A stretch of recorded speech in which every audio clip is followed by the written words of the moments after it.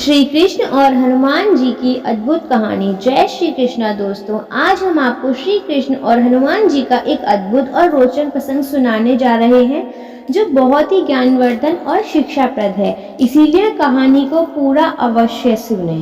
जय श्री कृष्णा। एक बार की बात है, अर्जुन वन में फूल लेने के लिए गए। वहां हनुमान जी से पहले ही विराजमान थे। अर्जुन ने जैसे ही फूल तोड़े, हनुमान जी की निंद्रा टूट गई। हनुमान जी ने पूछा, कौन है वहां? अर्जुन बोले, मैं हूँ। हनुमान जी ने कहा, यहाँ क्या करने आए हो? वह बोले, फूल लेने आया हूँ।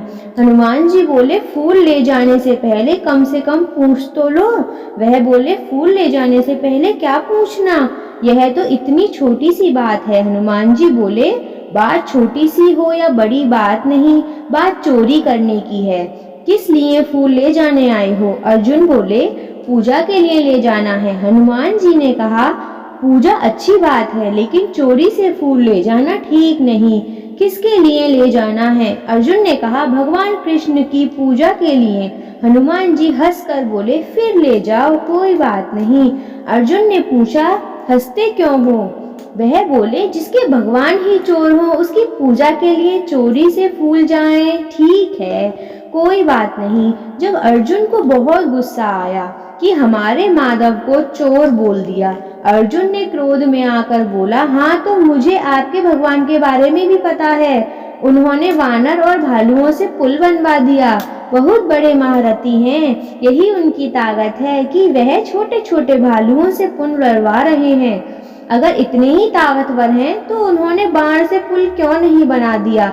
हनुमान जी ने कहा, क्या तुम बाण का पुल बना सकते हो? हाँ, बिल्कुल बना सकता हूँ। हनुमान जी ने कहा, देख लो, लेकिन ध्यान रखना, जो पुल भगवान ने बनाया था वह बहुत शक्तिशाली था। उस पर उनकी पूरी वानर सेना लंका पार कर गई थी। तुम्हारे बनाए पुल से उनका एक वानर ही निकल जाए तो हम तुमको शक्तिशाली मान लेंगे। अर्जुन बोले, हाँ बिल्कुल बना सकता हूँ। हनुमान जी ने कहा, अगर टूट गया तो? अर्जुन बोले, नहीं टूटेगा।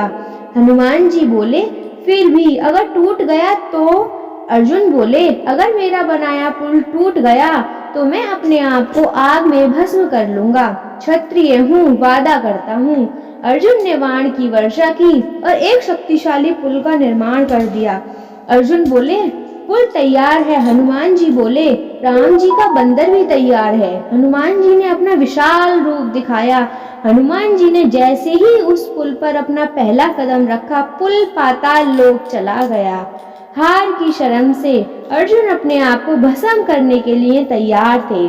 तभी हनुमान जी ने समझाया, देखो, यह जीवन बहुत अनमोल है, यूं बर्बाद मत करो।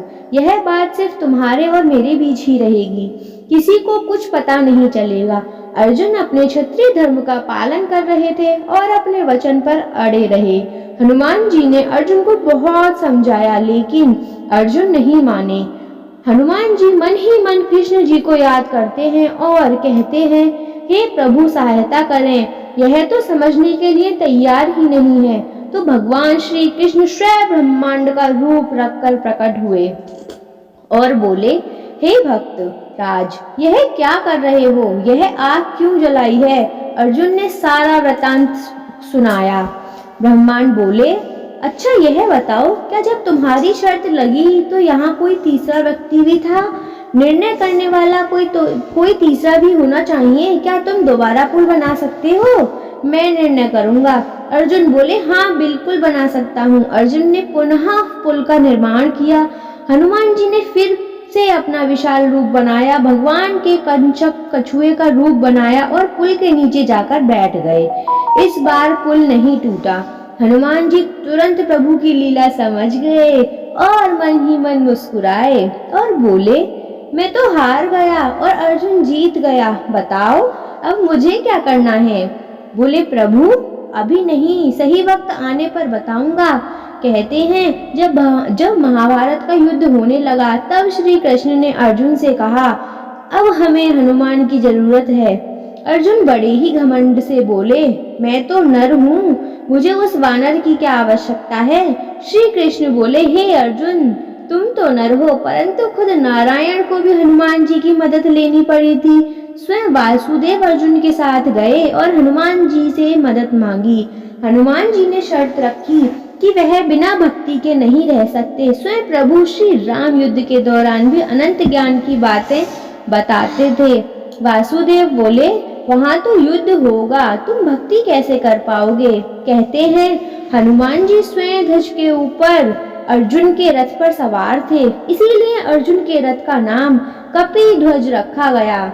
शास्त्र कहते हैं अर्जुन का तो बहाना था, भगवान श्री कृष्ण ने गीता तो हनुमान को सुनाई थी। महाभारत में कर्ण और अर्जुन के रथ में टकराव होता है। कर्ण जब तीर चलाते हैं तो अर्जुन का रथ हिलता नहीं था, लेकिन जब अर्जुन तीर चलाते थे तो कर्ण का रथ 3-4 कदम पीछे चला जाता था। अर्जुन बोलते थे, नीचे देखो प्रभु, हमारा रथ नहीं हिल रहा है। भगवान कहते थे, नीचे नहीं ऊपर देखो। तभी प्रभु बोले, तुम ऊपर नीचे इसलिए हो क्योंकि तुम्हारे साथ स्वयं हनुमान जी की शक्तियां हैं। जब युद्ध खत्म हो गया, श्री कृष्ण ने अर्जुन को रथ से उतारा और फिर स्वयं उतरे। फिर उन्होंने हनुमान जी को इशारा किया और जैसे ही हनुमान जी रथ से उतरे, अर्जुन का रथ धू धू कर जलने लगा और जलकर भस्म हो गया। अर्जुन को बहुत आश्चर्य हुआ। उन्होंने कहा, यह रथ कैसे भस्म हो गया? श्री कृष्ण बोले, रथ तो बहुत पहले ही भस्म हो चुका था। यह तो हनुमान जी की कृपा थी जो उन्होंने रथ को बचाए रखा था। शिक्षा, जीवन में सदैव याद रखिए, चाहे जितनी भी संपत्ति बना ले, खूब धन कमा ले, कभी भी अहंकार की भावना अपने अंदर मत आने देना।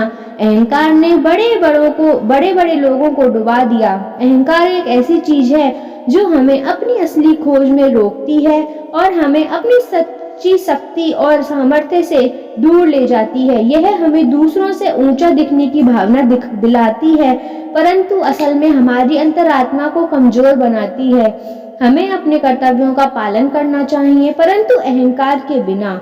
यह श्री कृष्ण दोस्तों, चलिए हनुमान जी और शनिदेव की एक और रोचक कथा सुनते हैं। क्या आप जानते हैं कि श्री राम और हनुमान जी के भक्त पर क्यों होती है शनिदेव की विशेष कृपा? हनुमान जी ने एक बार शनि भगवान को कैसे और किससे आजाद कराया। आजादी के बाद शनिदेव ने हनुमान जी का धन्यवाद किया और उनके भक्तों पर विशेष कृपा बनाए रखने का वचन दिया। हनुमान जी सर्वशक्तिशाली हैं। भूत, पिशाच, ग्रह, नक्षत्र आदि सभी उनके अधीन हैं। एक बार हनुमान श्री राम के किसी कार्य में व्यस्त थे। उस जगह से शनिदेव जी गुजर रहे थे कि रास्ते में उन्हें हनुमान जी दिखाई पड़े और अपने स्वभाव की वजह से शनिदेव जी को शरारत सूझी और वे उस राम कार्य में विघ्न डालने हनुमान जी के पास पहुंच गए। हनुमान जी ने शनिदेव को चेतावनी दी और उन्हें ऐसा करने से रोका, पर शनिदेव जी नहीं माने। हनुमान जी ने तब शनिदेव जी को अपनी पूंछ में जकड़ लिया और फिर से राम कार्य करने में लग गए। कार्य के दौरान वे इधर से उधर खुद को कार्य कर रहे थे। इस दौरान शनिदेव जी को बहुत सारी चींटियां आईं।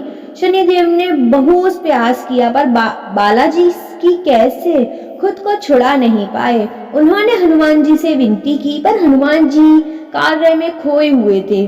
जब राम कार्य खत्म हुआ तब उन्हें शनिदेव जी का ख्याल आया और तब उन्होंने शनिदेव को आजाद किया। शनिदेव जी को अपनी भूल का एहसास हुआ और उन्होंने हनुमान जी से माफी मांगी कि वे कभी भी श्री राम और हनुमान जी के कार्यों में कोई भी विघ्न नहीं डालेंगे और श्री राम और हनुमान जी के भक्तों को उनका विशेष आशीष प्राप्त होगा। शनिदेव जी ने कहा, भगवान श्री हनुमान जी से कुछ सरसों का तेल मांगा जिसे वो अपने घावों पर लगा सके और जल्द ही चोटों से उभर सके। हनुमान जी ने उन्हें वो तेल उपलब्ध कराया और इस तरह शनिदेव जी के जख्म ठीक हुए। तब शनिदेव जी ने कहा कि इस याद में जो भी भक्त शनिवार के दिन मुझ पर सरसों का तेल चढ़ाएगा उसे मेरा विशेष आशीर्वाद प्राप्त होगा। एक कथा के अनुसार अहंकारी लंकापति रावण ने शनिदेव जी को कैद कर लिया और उन्हें लंका में एक जेल में डाल दिया। जब तक हनुमान जी लंका नहीं पहुंचे तब तक शनिदेव उसी जेल में कैद रहे। तब हनुमान जी सीता माता की खोज में लंका में आए थे। तब माँ जानकी को खोजते खोजते उन्हें भगवान शनिदेव भी जेल में कैद मिले। हनुमान जी ने तब शनि को आजाद कराया। आजादी के बाद उन्होंने हनुमान जी का धन्यवाद किया और उनके भक्तों पर विशेष कृपा बनाए रखने का वचन दिया। हनुमान ने शनिदेव को यहाँ फेंका था। हनुमान जी का भक्त और किसी भी भक्त नहीं होता। यूं तो शनिदेव के अनेक प्रसिद्ध मंदिर हैं। उनमें से मध्य प्रदेश में ग्वालियर के निकट ऐंती गांव में स्थित शनिदेव का मंदिर बहुत खास माना जाता है। मंदिर के बारे में मान्यता है कि हनुमान जी ने शनिदेव को उठाकर फेंक दिया था। यहाँ त्रेता युग से ही शनिदेव की प्रतिमा विराजमान है। यह इलाका शनि क्षेत्र के नाम से भी मशहूर है। यहाँ शनिवार के दिन दूर दूर से श्रद्धालु आते हैं और न्याय के लिए प्रार्थना करते हैं। मान्यता है कि इस मंदिर में शनि की प्रतिमा किसी ने नहीं रखवाई, बल्कि यहाँ से ये आसमान से टूटकर गिरे। एक उल्का पिंड से निर्मित है। खगोलविद एवं ज्योतिषियों का ऐसा मानना है कि ये मंदिर निर्जन वन में स्थापित होने के कारण इसका विशेष प्रभाव है। इस उल्का पिंड के आसपास बाद में मंदिर का निर्माण कराया गया। इस शनि मंदिर का निर्माण विक्रमादित्य ने कराया था। बाद में कई शासकों ने इनका जीर्णोद्धार करवाया। यह भी कहा जाता है कि लंका से प्रस्थान करते समय शनिदेव को लंका से तिरछी दृष्टि से देखा था। इसी का नतीजा था कि रावण का कुल सहित नाश हो गया। जब शनिदेव यहाँ आए तो उल्कापात जैसा प्रभाव हुआ। आज भी उस घटना का यहाँ निशान बना हुआ है। यह श्री राम, जय हनुमान, जय शनिदेव। दोस्तों, आपको यह कहानी कैसी लगी कृपया कमेंट करके जरूर बताएं और कमेंट बॉक्स में जय श्री राम लिखना ना भूलें। वीडियो पसंद आई हो तो वीडियो को लाइक और ऐसी ही और बहुत सारी कहानियों को सुनने